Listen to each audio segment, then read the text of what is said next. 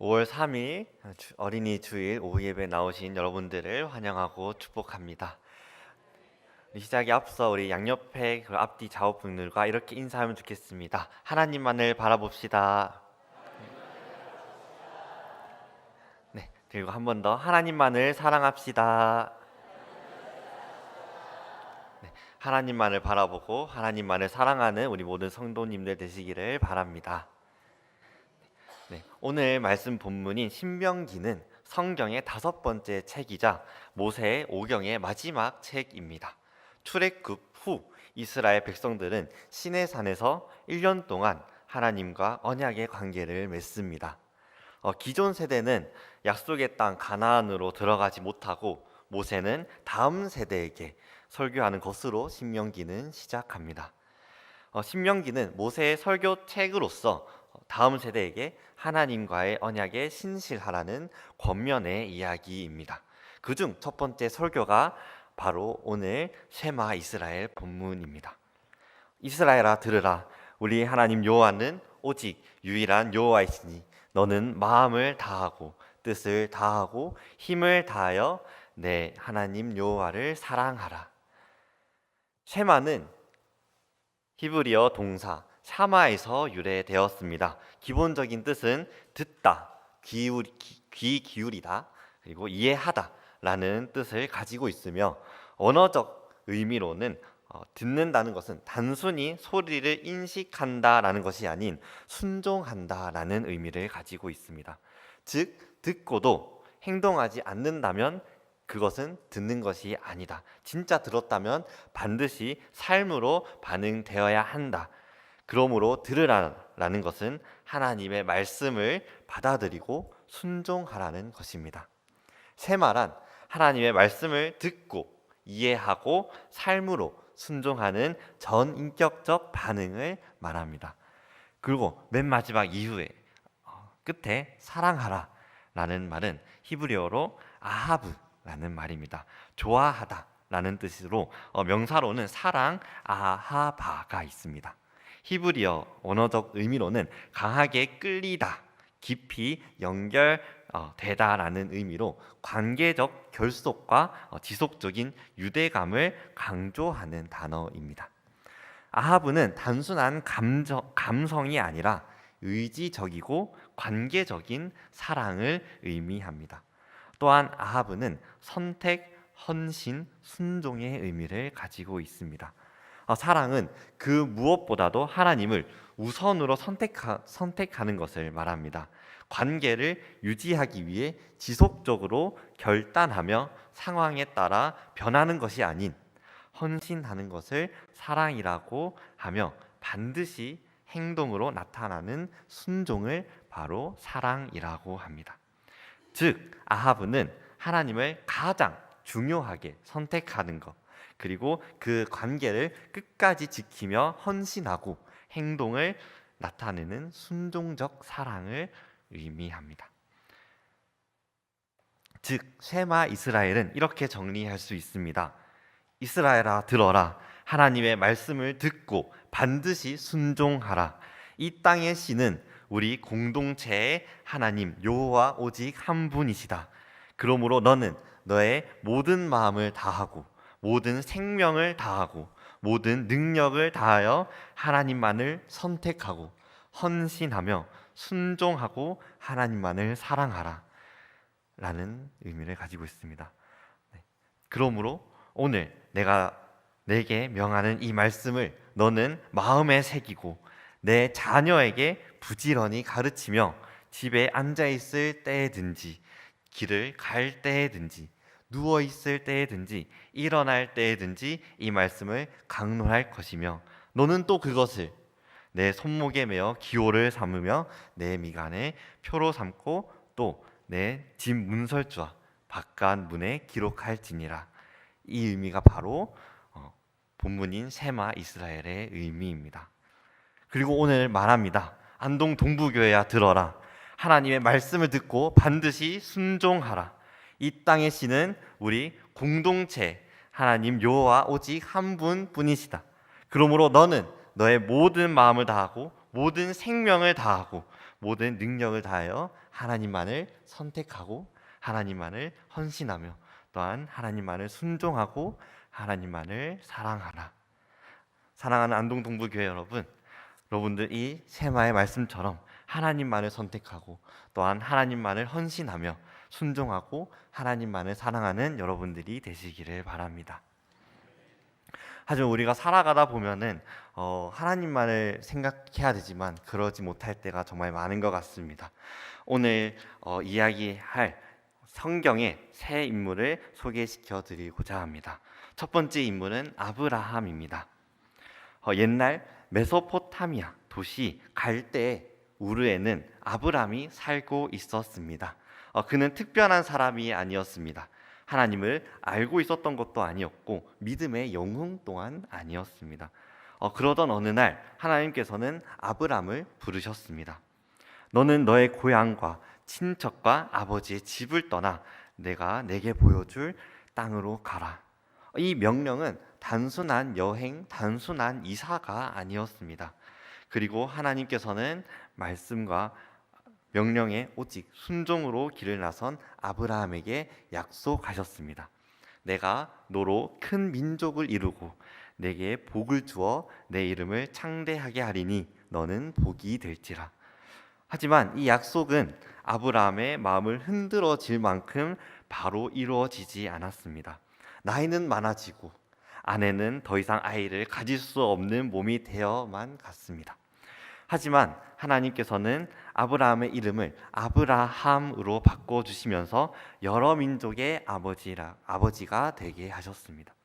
마침내 그는 25년 만에 100세의 나이로 아들을 얻을 수 있었습니다. 아브라함은 너무 기뻤습니다. 그리고 너무 행복했습니다. 그래서 그는 그의 아들의 이름을 이삭, 즉 웃음이라고 이름을 지어 주었습니다. 그런데 하나님께서는 다시 명령하셨습니다. 내 아들, 내 사랑하는 독자 이삭을 데리고 모이라 땅으로 가서 내가 내게 일러준 한 산, 거기서 그를 번제로 드리라. 아브라함은 자신의 삶을 되돌아 보았을 것입니다. 하나님의 말씀에 순종하며 고향과 친척과 아버지의 집을 떠나 길을 나서고 나로 큰 민족을 이루시겠다는 약속을 바라보며 25년 만에 얻은 아들을 또한 바라보았을 것입니다. 많은 망설임과 많은 고민을 했을 것입니다. 하지만 아브라함은 처음 고향과 친척 그리고 아버지의 집을 떠나 하나님의 말씀에 순종했던 것처럼 그는 묵묵히 하나님의 명령에 순종하며 사랑하는 독자 이삭을 데리고 산으로 올라갔습니다. 그는 아무 말도 하지 않았습니다. 그저 산을 오르고 아들을 제단 위에 눕히고 칼을 들었습니다. 그의 마음은 찢어질 듯 아팠을 것입니다. 그는 정말 이삭을 하나님께 제물로 드리려고 했을 것입니다. 그때 하나님께서는 아브라함을 부르십니다. 아브라함아, 아브라함아, 그 아이에게 내 손을 대지 말라. 그에게 아무 일도 하지 말라. 내가 내 아들, 내 독자까지도 내게 아끼지 아니하였으니 내가 이제야 내가 하나님을 경외하는 줄 아노라. 그리고 그는 하나님께서 준비해 두신 순양으로 아들을 대신하여 제사를 드렸습니다. 다음 성경 인물 이야기입니다. 바로 요게벳 이야기입니다. 요게벳은 모세의 어머니입니다. 이스라엘 백성들은 애굽의 노예로 살아가고 있었습니다. 이스라엘 백성의 수가 점점 많아지자 애굽의 왕 바로는 많은 수의 큰 두려움을 느꼈습니다. 그래서 그는 히브리 남자아이를 낳거든 다 죽이라고 명령하였습니다. 그때 그녀 요게벳 또한 한 아이를 배에 가지고 있었습니다. 그는 두려웠습니다. 하지만 그녀는 자신의 아이를 포기할 수 없었습니다. 그래서 그녀는 3개월 동안 아이를 숨기며 키웠습니다. 울음소리마저 조심스러웠습니다. 시간이 흐르고 더 이상 아이를 숨길 수 없게 될 때가 다가왔습니다. 그녀는 떨리는 손으로 작은 갈대 상자를 만들었습니다. 물이 새지 않도록 역청과 나무진을 칠하고 아이가 안전할 수 있도록 할 수 있는 모든 것을 다 했습니다. 마지막일 수도 모른다는 생각과 다시는 못 볼지도 모른다는 두려움 속에서 그녀의 눈에서는 눈물이 멈추지 않았을 것입니다. 아이는 아무것도 모른 채 그저 웃으며 엄마를 바라보고 엄마는 그런 아이의 눈을 바라보며 기도했을 것입니다. 하나님, 이제 제가 할 수 있는 것은 여기까지입니다. 이 아이는 이제 하나님께 맡깁니다. 그리고 계속 기도했을 것입니다. 너의 참 주인, 너의 참 부모이신 하나님 그 손에 너의 삶을 맡긴다.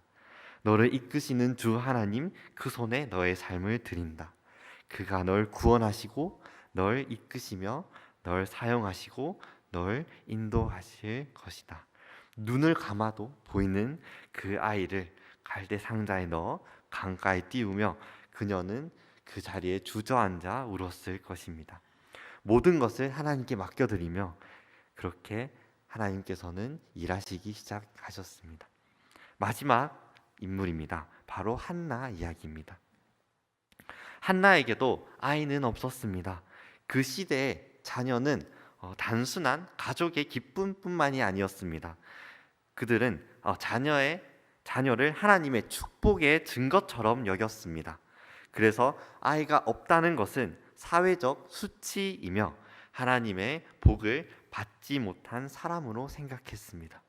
그녀의 아픔은 거기서 끝나지 않았습니다. 그녀의 남편에게는 또 다른 아내가 있었습니다. 그 아내는 아이를 가지고 있었고 그녀를 괴롭히기도 했습니다. 그는 매일매일 고통 속에서 살아가고 있었습니다. 그녀는 매일 아픈 마음과 몸을 이끌고 성전에 올라가 하나님께 제사를 드렸습니다. 마음이 너무 힘들어서 음식을 먹지도 못하는 날도 있었지만 그럼에도 불구하고 그녀는 성전에 올라가 하나님께 제사를 드리는 것을 멈추지 않았습니다. 남편은 그녀를 사랑했습니다. 하지만 그 사랑과 그 말의 위로는 그녀에게 참된 위로가 되지 않았습니다. 한나는 성전에 들어가 하나님께 기도를 드렸습니다. 그녀의 기도에는 목소리가 들리지 않았다라는 말이 있을 정도로 너무 애통해 목소리조차 나오지 않는 기도였습니다. 그 모습을 본 제사장은 그녀가 술에 취한 여자다라고 오해까지 했습니다. 그녀의 기도는 이러했습니다. 만군의 여호와여, 만일 주의 여종의 고통을 돌보시고 나를 기억하사 주의 여종을 잊지 아니하시고 주의 여종에게 아들을 주시면 내가 그의 평생에 그를 여호와께 드리고 삭도를 그의 머리에 대지 아니하겠나이다. 그녀는 단순한 자녀의 기도가 아닌 하나님께 내어드리겠다는 서원을 한 것입니다. 이 기도 이후 그녀는 아직 아이를 얻지 못했지만 얼굴에서는 다시는 근시빛이 없었다라고 말하고 있습니다. 하나님은 한나의 눈물의 기도를 기억하시고 들어주셨습니다. 그리고 그녀에게 아들을 허락하셨습니다. 한나는 그의 이름을 사무엘이라 이름을 짓고 하나님께서 들으셨다라고 이름을 지었습니다. 이제 한나 앞에는 진짜 시험이 다가왔습니다. 이 아이를 정말 하나님께 드릴 것인가? 하지만 한나는 그 아이를 젖을 떼기 전까지 키우고 성전에 데려가 하나님께 드렸습니다. 그리고 이렇게 고백합니다. 이 아이를 위하여 내가 기도하였더니 내가 구하여 기도한 바를 여호와께서 내게 허락하신지라. 그러므로 나도 그를 여호와께 드리되 그의 평생을 여호와께 드리나이다 하고 그곳에서 하나님께 예배를 드렸습니다. 아브라함에게 이삭은 단순한 아들이 아니었습니다. 이삭은 하나님의 약속이었고 민족의 미래였으며 아브라함 인생의 전부였습니다. 하지만 하나님께서는 내어놓으라 라고 말씀하셨습니다. 아브라함은 이해하지 못했지만 순종했습니다. 그는 묵묵히 순종하며 산을 오르고 칼을 들고 아들을 제단 위에 올려놓았습니다. 그는 모든 것을 하나님께 맡겼습니다. 요게벳 또한 히브리 남자아이를 다 죽이라는 애굽 왕의 말을 듣지 않았습니다. 그녀는 그녀의 전부였던 어린 남자아이를 죽일 수 없었습니다. 그래서 그녀는 갈대 상자를 만들어 그 상자를 넣어 강가에 띄웠습니다. 이것은 그녀의 전부였던 아기를 포기한 것이 아니라 하나님께 맡겨드린 것입니다. 그녀는 눈물로 갈대 상자를 하나님 손에 올려드렸습니다. 마지막으로 한나는 하나님께 기도했습니다. 자신의 수치와 자녀를 위해 그녀는 매일 성전에 올라가 제사를 드리며 하나님께 기도드렸습니다. 그리고 그녀는 하나님께서 아이를 주시면 그 아이를 하나님께 드리겠다는 서원을 하게 되었습니다. 하나님께서는 한나의 눈물을 응답하셨고 그녀에게 아이를 허락하셨습니다. 그녀는 그 받은 아이를 가지고 키우면서 많은 고민을 했을 것입니다. 나의 전부인 이 아이를 정말 하나님께 드릴 것인가? 하지만 그녀는 더 이상 지체하지 않고 젖을 뗄 때 성전에 올라가 자신의 전부였던 아이를 하나님께 내어드렸습니다. 이 세 사람의 공통점은 자신의 전부라고 생각했던, 아니 그 전부였던 자신이 가장 사랑하는 자녀를 하나님께 내어드린 것입니다. 그때 하나님께서는 말씀하십니다. 내가 내 아들, 내 독자까지 내게 아끼지 아니하였으니 내가 이제야 내가 하나님을 경외하는 줄 알았노라. 이제야 하나님을 경외하는 줄 아노라. 그렇습니다. 우리는 우리의 전부를 하나님께 드리는 것이 하나님을 경외하는 것입니다. 나에게 가장 소중한 것, 내가 가장 아끼는 것, 그리고 가장 사랑하는 것을 하나님께 내어드리고 맡기는 것이 하나님을 경외하는 것입니다.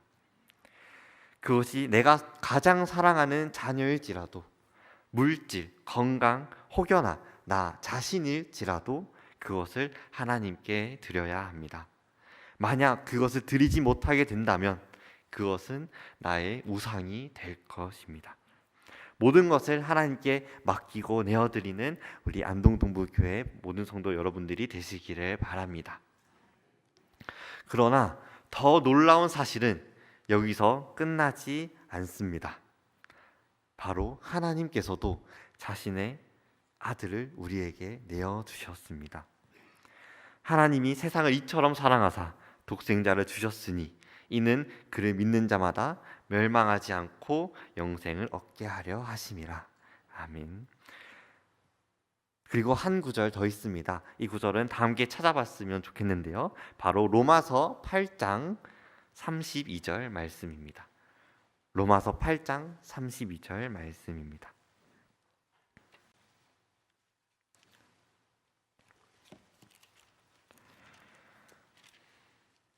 로마서 8장 32절. 네, 다 찾으신 줄 알고 우리 한 목소리로 합독하시겠습니다. 자기 아들을 아끼지 아니하시고 우리 모든 사람을 위하여 내주시니가 어찌 그 아들과 함께 모든 것을 우리에게 주시지 아니하겠느냐. 아멘. 이 구절에서 가장 중요한 표현은 바로 아끼지 아니하시고입니다. 하나님께서는 아브라함에게 이렇게 말씀하셨습니다. 내가 내 아들, 내 독자까지 내게 아끼지 아니하였으니. 놀랍게서도 하나님께서는 동일하게 행하셨습니다. 하나님께서도 자신의 아들을 아끼지 않으셨습니다. 하나님의 사랑은 말이 아닙니다. 우리는 종종 사랑을 말로 표현한다 라고 생각합니다. 그러나 하나님은 다르십니다. 하나님께서는 사랑을 행동으로 증명하셨습니다. 바로 예수 그리스도를 우리에게 내어주셨습니다. 하나님께서 내어주신 것은 그저 자신의 일부가 아닙니다. 여유가 아닙니다. 남는 것이 아닙니다. 하나님께서는 가장 소중한 것, 바로 자기 자신이었던 독생자, 성자 예수 그리스도를 우리에게 내어주신 것입니다. 대체 왜 우리에게 내어주셨나요? 그것은 바로 우리의 상태 때문입니다. 우리는 죄인이었습니다. 우리는 하나님을 떠나 있었습니다. 그리고 우리는 스스로 하나님께로 다시 돌아갈 수 없었던 그 상태 때문입니다. 그래서 하나님께서는 우리를 다시 살리시기 위해 자신의 전부였고 자신이었던 예수님을 우리에게 내어주셨습니다. 하나님의 사랑은 조건 없는 사랑이 아닙니다. 그저 내어주신 사랑이 아닙니다. 하나님의 사랑은 바로 예수님의 희생이 있던 사랑입니다. 일반적인 감정, 일반적인 느낌이 아니라 우리에게 내어주신 사랑입니다. 하나님께서 먼저 주셨습니다. 하나님께서 먼저 우리를 사랑하셨습니다. 그리고 하나님께서 먼저 우리에게 내어주셨습니다. 하나님을 경외한다는 것은 하나님께 나의 모든 것을 드리는 삶이기도 하지만 그보다 먼저 하나님께서 우리를 위해 자신의 아들을 내어주셨다는 사실을 아는 것입니다. 그리고 그 사실과 그 하나님의 마음을 알며 하나님의 사랑에 느끼며 살아가는 것이 바로 경외입니다. 하나님을 먼저 사랑하고 그 사랑을 느끼며 또한 경외하며 살아가는 우리 안동동부교회 성도분들이 되시기를 바랍니다. 말씀을 정리하겠습니다.